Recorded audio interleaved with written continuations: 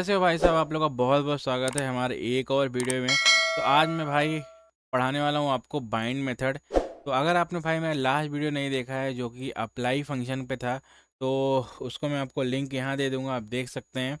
तो चलिए इसको फटाफट हम लोग स्टार्ट करते हैं। आप देख रहे हैं भाई मेरी बैकएंड रोड मैप का जर्नी, और ये है जावास्क्रिप्ट जो कि मैं अभी फिनिश करने वाला हूँ, ऑलमोस्ट ख़त्म होने वाला जावास्क्रिप्ट। तो चलिए फटाफट करते हैं अपना वीडियो को स्टार्ट। मेरा नाम है शुभम, मुझे है 8+ एक्सपीरियंस आईटी में, और अपने एक्सपीरियंस के बेस पे मैं आप लोगों को सिखाने वाला हूँ प्रोग्रामिंग। तो चलिए फटाफट कर देते हैं हम लोग को वीडियो को स्टार्ट। चलते हैं स्क्रीन पे, देखते हैं बाइंड मेथड क्या होता है, और इसके बारे में मैं आपको हर चीज़ बिल्कुल क्लियर कर दूंगा कि इसको कहाँ पे यूज़ किया जाता है, क्यों यूज़ किया जाता है, कैसे यूज़ किया जाता है, वो सारी चीज़ें। और जो भी भाई डॉक्यूमेंट और इंटरव्यू क्वेश्चंस वगैरह होंगे वो सब आपको मिल जाएंगे डिस्क्रिप्शन के अंदर। चलिए फटाफट चलते हैं स्क्रीन पे। तो ठीक है, तो जावास्क्रिप्ट का जो फंक्शन बाइंड होता है भाई, इस क्या होता है पहले हम लोग ये देख लेते हैं। तो ये जो है, एक तरीके से इसको लोग बोलते हैं बोरो करना, फंक्शन बोरोइंग, मतलब कि उधार लेना। ठीक है, इसको ऐसा क्यों बोलते हैं आगे मैं आपको एग्जांपल दिखाता हूँ कि जब आप कोई कॉन्टेक्स्ट लूज कर जाते हैं तब ये कहाँ पे यूज़ में आता है। ठीक है, देखिए मैं आपको एक एग्जांपल पहले दिखाता हूँ जिससे आपको समझ में आएगा कि इसको हम लोग किस तरह से यूज़ करते हैं। ठीक है, मतलब इस बोरो फंक्शन बोरोइंग का मतलब क्या होता है। ठीक है, देखिए हमारे पास मान लीजिए एक एग्जांपल है। ठीक है, तो यहाँ पे देखिए एक ऑब्जेक्ट है जिसके अंदर फर्स्ट नेम है, लास्ट नेम है और फुल नेम है, जिसके अंदर दिस फर्स्ट नेम और दिस लास्ट नेम है अगर फुल नेम आप फंक्शन कॉल करते हैं तो। यहाँ पे हमारे पास एक मेंबर का ऑब्जेक्ट है। अब यहाँ पे क्या कर रहे हैं, पर्सन डॉट फुल नेम और बाइंड कर दे रहे हैं मेंबर को। ठीक है, मेंबर को बाइंड कर दे रहे हैं किस पे, फुल नेम पे। तो अब यहाँ पे इसके पास फर्स्ट नेम का ये फंक्शन आ गया है। ठीक है, मतलब ये फुल नेम का एक फंक्शन आ गया जो हमने यहाँ से असाइन किया है। पर इसके क्या किया, इसने बाइंड कर दिया इस पे। ठीक है, बाइंड करने का मतलब है कि अब ये जो ऑब्जेक्ट है उस फंक्शन पे बाइंड हो चुका है। जब भी वो कॉल करेगा ना, उसको दिस कॉन्टेक्स्ट में ये वैल्यू मिलेगा। एक तरीके से वो बोरो कर लिया है फंक्शन को। ठीक है, यहाँ पे अब वो कभी भी यूज़ करेगा तो ये इसके साथ ये वाला जो ऑब्जेक्ट है वो अटैच हो जाएगा। यही इसका बहुत ख़ास चीज़ है। ठीक है, और इसका दूसरा यूज़ मैं बताता हूँ आपको, प्रिजर्विंग दिस, मतलब sometimes the bind method has to be used to prevent losing this.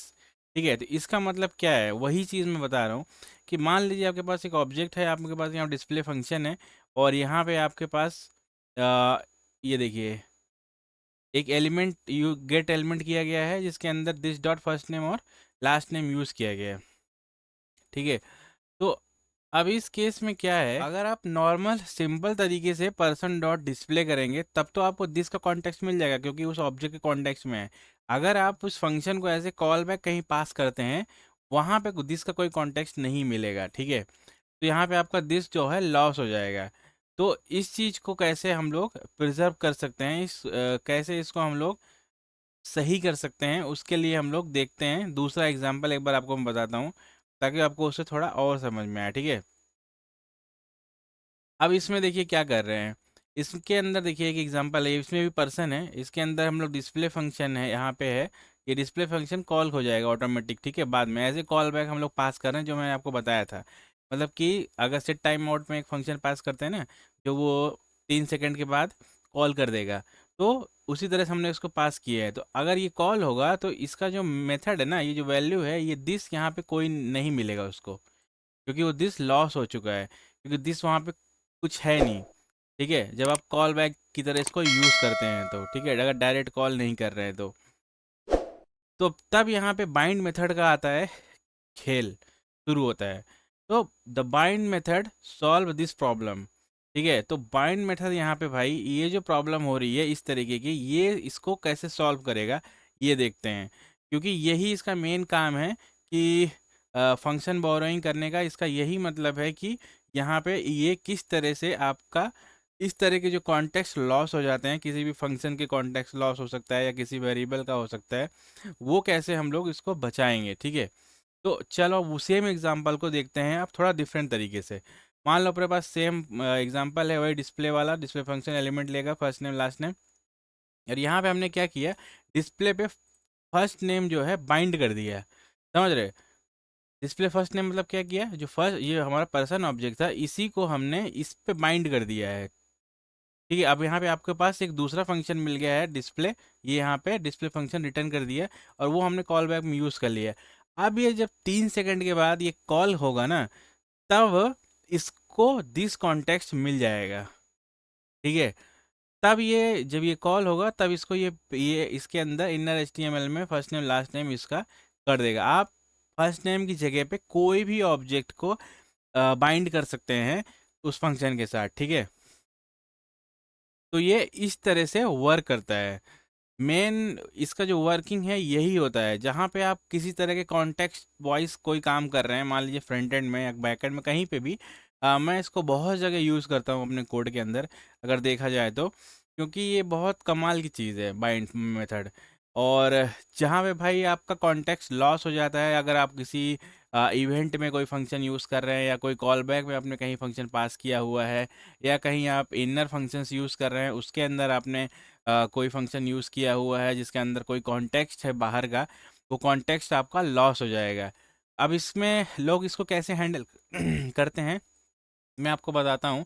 मान लो जो कोई नूब डेवलपर होगा या कोई फ्रंट एंड का कोई भी बंदा है जिसको नहीं पता है बाइंड मेथड कैसे यूज़ करना है, वो कोई वेरिएबल डिफाइन करेगा ग्लोबल में और उस ग्लोबल वेरिएबल को यूज़ करेगा, ठीक है, उसमें कॉन्टेक्स्ट डाल के। उसमें बहुत ज़्यादा रिस्क रहेगा, बहुत ज़्यादा प्रॉब्लम होगा आपको, कोई भी डेटा कभी भी ओवरराइड हो सकता है, कोई भी कॉन्टेक्स्ट दूसरे कॉन्टेक्स्ट में जा सकता है। तो ये बहुत प्रॉब्लम वाला केस है। इसका बेस्ट यूज़ यही है, बाइंड मेथड में जब फ्रंट एंड में काम करता था तो बहुत ज़्यादा इसको यूज़ करते थे, क्योंकि जब आप किसी एलिमेंट से एलिमेंट पे मूव करते हैं तब आपको कॉन्टेक्स्ट चाहिए कि भाई मैंने इस एलिमेंट पे क्लिक किया था तो आगे, क्योंकि एलिमेंट एक इवेंट चलता है, जब कोई भी क्लिक इवेंट है, माउस इवेंट या कोई भी इवेंट है, तो वहाँ पे कोई कॉन्टेक्स्ट नहीं पास होता है किसी फंक्शन में, ठीक है। वो कॉन्टेक्स्ट सिर्फ वहीं तक होता है जब आप उसको क्लिक करते हो। अगर उस कॉन्टेक्स्ट को थोड़ी देर बाद यूज़ करना है किसी फंक्शन में, या फिर कोई एक्शन हुआ उसके बाद यूज़ करना है, तो कॉन्टेक्स्ट नहीं होता है, वहाँ पे लॉस हो चुका होता है। इस केस में लोग वेरिएबल्स को यूज़ करते हैं, तो जहाँ पे वो बहुत ज़्यादा प्रॉब्लम फेस करते हैं।